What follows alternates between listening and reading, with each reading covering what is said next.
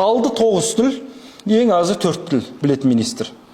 Ішінде 2 ғылым кандидаты, 2 профессор, 9 заңгер, 1 темір жол саласы маманы, 1 дәрігер, 1 экономист, 1 саясат маманы қызмет етеді министрлердің құрамында. Және 4 депутат бар.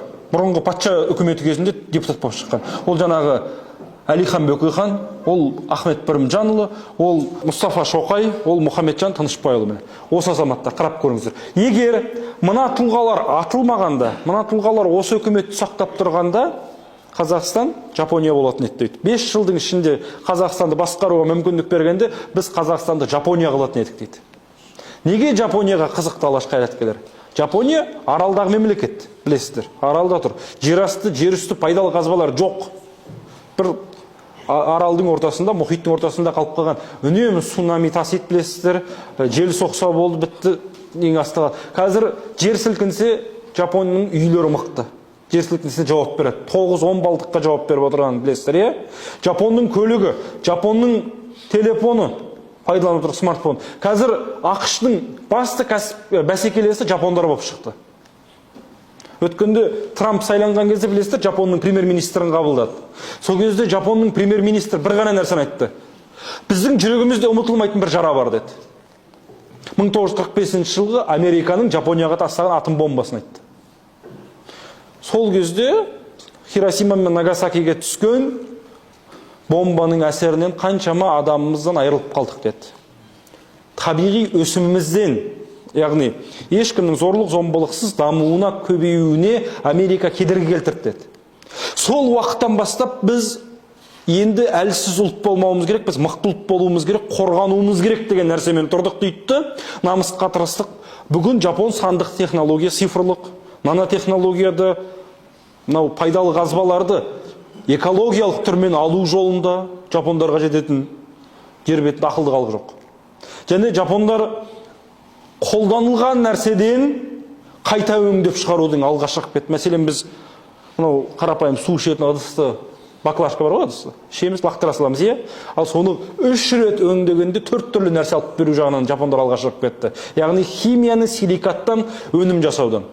Соны 1937 жылы Әлихан Бөкейханнан сұраған кезде, маған Қазақстанды басқаруға 5 жыл уақыт бергенде, Қазақстанды Жапония қылатын едім дейді.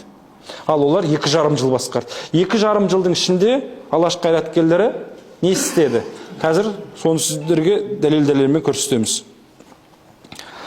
Бірінші, Алаш қайраткерлері Қазақстанның территориясын бекітті. Ең үлкен ерліктері Қазақстан территориясын бекітіп кетті. Бұл территория, сіздерге көрсетейін, 3.200.000 аумақтағы біздің территориямыз тұрады Қазақстанның. Сол территорияны уақытысында бұзбай бізге сақтап беру жағында Алаш қайраткерлерінің алған ерлігі өте зор. Мәселен, біз бұны қайдан білеміз? Қазір біз қанша жерден айырылып қалдық, мәселен. Сол жөнінде бір ғана нәрсені сіздерге көрсетейін деп тұрмын. Мынау, біздің жер деген нәрсені айтпасқа болмайтын бір нәрсе бар. Мынау 104 жыл бұрын, 1920 жылғы Қазақстан территориясы. Сол кезде біздің территориямыз 3.467.922 шаршы болған. Ал қазіргі Қазақстан территориясы 2.700.000. Біз 500.000 шақырым жерден айырылып қалдық. Бұл жерді айырылғанға дейін, міне, 1918 жылдың 15 шілдесінде Әлихан Бөкейхан ақылды ғой. Большевиктердің күшті болатынын бәрін сезіп отырған кезде, омбыдан Сібірдің уақытша үкіметімен келісім жасап, Қазақ және Сібірдің қарым-қатынасы жобасын жасап, қазақ зиялыларын бәріне тапсырма береді. Қазақстан қай жермен шектесетін болса, сол жердің бәрін картаға түсіріңдер дейді.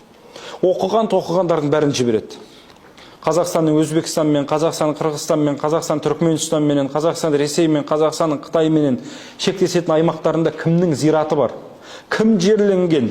Соның барлығының тасын құлпытастағы жазуына шейін алып келді. Сонда әлде қашан қайтыс болған бабамыздың тасының өзі қазақтың жерін қорғауға әлде қашан үлес қосып тұр.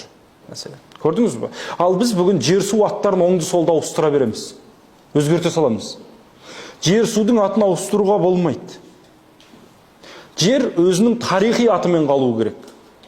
Өйткені ол бізге дәлелі болады. Сонда 1920 жылдың 9-17 тамызында Мәскеуде өткен бүкіл ресейлік Қазақстанның территориясын бекіту мәселесі бойынша 15 адам жиналысқа жібереді.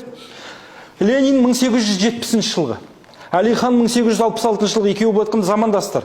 Ал Әлімхан Ермекұлы 1890 жылғы бала, былай айтқанда. Сонда Әлихан Лениннің қабылдауын 3 қазақты жібереді. Әлімхан Ермекұлын, Уалитхан Танашұлын, бала. Одан кейін үшіншісі Атыраудың тумасы, осы Шымкентте өмір бақи жұмыс істеп, осы Шымкентте атылған Мұстафа Көкебайұлы деген жер кадастр маманы болған. Үшеуін жібереді Лениннің қабылдауына. Үшеуі кіріп Ленинменен 8,5 сағат дауласады. Сонда Уалитхан Танашұлының естелігі мына кісі, суретін жаттап алыңыздар. Біз осы кісілердің арқасында Қазақстан территориясын біліп жүрміз. Мына кісі Уфада жерленген. Қазір мен зиратында көрсетемін сіздерге бұл кісінің қай жерде, қандай жағдайда жатқанын. Ал мынау Қазақстан территориясын қорғаған Әлімхан Ермекұлының зираты Қарағандының ішінде орыс зираты бар, Михайловск деген районда. Сол орыс зиратында мұсылманша жерленген. Бұл бір мемлекеттің премьер-министрінің орынбасары болған адам. Ал біз бұл кісінің зираты орыстардың зиратының ортасында жатыр. Білмейміз қандай екен. Бұны айтып тұрған нәрсем, бұның бәрі ұлттық намысты ояту керек біздің. Өз тұлғаларымызға деген. Сонда мына кісі айтады, республика шекарасын белгілеуде досым Әлімхан Ермек екеуміздің Лениннің бір күнде 2 рет қабылдауында болып Свердловпен жаға жыртысқанымыз есімізде дейді. Сонда мына директ айтады, өзекке түскен өкініш көп қой, өзіміздікі деп жүрген көп жер өзбек бауырларға кетті. Орман Тоғайлы, Омбы мен Орынбор, терістік арқа орыстарға кетті. Енді қалғаны Еділдің төменгі сағасы. Свердлов болса Ордаңнан Гурьевке дейін бірақ тарт деп жетістік бермейді дейді. Ордадан деген Орал айтып тұр, бүгінгі Батыс Қазақстан облысы Гурьев деген Атырау. Сонда Атырауды да, Оралды да орыстардың территориясына қосайық деп тұр дейді. Енді тіпті өзара келісіп пішіп қойғандай, біз Әлімхан Ермек емес дейді. Әр сүйем жер, сүйем деген мынау, бір сүйем дейді. Әр сүйем жер үшін дейді қазақтың дәлелдеп қазақша жер атаулар қойған жерлер тілге тиек етіп, ноғайлы заманны жырауларының жырларын жатқа оқып, ақыры Владимир Ильич олай болса, мына жер қазақтық деп, қолына қызыл қарандаш алып, Қиғаш өзенін бойлай Каспийге дейін төте шықты дейді. Сонда Батыс Қазақстанның 4 облысы, анау Қиғаш өзен деп тұрған Оралдан бастап қазіргі Маңғыстауға дейінгі аралықты алды да сызып, Қазақстанның территориясына бекітіп берді дейді. Ленин дейді. Бұл біз үшін соңғы үміт дейді. Ал мен үшін осы уақытқа дейін Ресей территориясына кіріп келген екінші теңіз дейді. Бүгінгі Атырау облысы айтып отыр. Округі туған ауылымның Қазақстанның құрамында мәңгілікке енуі, қуаныштан жүрегім жарылып кете жаздады. Екі көзім жасқа толды. Ең болмаса өзінің осы деп мені шап беріп, Әлімханды құшақтай алдым. Ол болса өкініш көп қой, ағатай, өкініш көп қой деп жылап тұрды дейді. 8,5 сағат дауласады екеуі Ленинмен. Сонда Ленин Свердловқа біз кешкі тамақты ішпесек, Мәскеуден айырылып қаламыз дейді.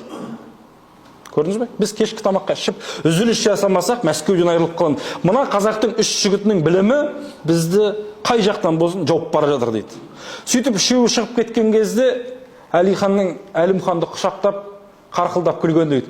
Володяның біздің Әлімханмен дауласатын 8,5 сағаттық білімі бар екен ғой деп айтты дейді. Сонда қазақтың жігіттерінің сол уақыттағы ақылды қандай болғанын көруге болады. Енді мынау бүгінгі Қазақстанның территориясында білесіздер, біз қазір қай жерлерден қалай айырылып қалғандарымыздың бәрі. Бұның барлығы енді өкінішке қарай қолдан шығып кеткен өз ырқымыздағы емес дүниелер.